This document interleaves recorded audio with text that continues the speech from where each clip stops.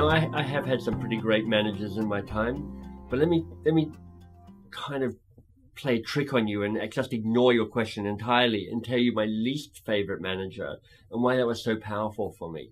So that when I'm Australian by birth, I went and worked in England for a while, and then I moved to Boston to work.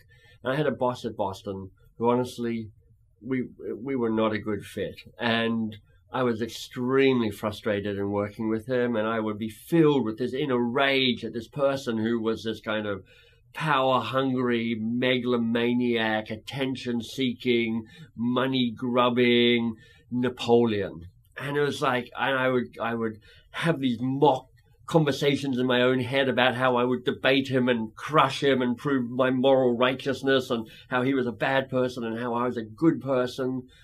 And here's what became annoying. Even after I left that organization, every now and then I would remember this person, and I had this little flare up where I'd just reenact all the drama and all the frustration. I'd get angry, and I suddenly got to this point going, oh, I'm spending a lot of emotional energy on this person who's probably not thought of me once since we actually did this. And then I came across a book that made a real difference, and that's why I'm telling this story. It's by a woman called Debbie Ford. It's called The Dark Side of the Light Chasers. Honestly, it's a little bit Californian. It's a little bit kind of life coachy, but there is some exercise in it that's really powerful. And honestly, it draws from kind of Jung. And one of Carl Jung's insight is, he said, I'd rather be whole than be good. And his insight is that we all have a shadow side, a part of ourselves that we've kind of put into the shadows because it's kind of bad. And actually, that doesn't fully serve us anymore. So this is the exercise from the book, which I thought was powerful. When you notice yourself getting triggered by other people and you're going, you are small, petty, money hungry, rather than pointing the finger at them, point the finger at yourself, because it's actually something that's true and unacknowledged about yourself. So the exercise of me going, you know what? I am small. I am petty. I am power mad. I am money hungry. I am attention seeking.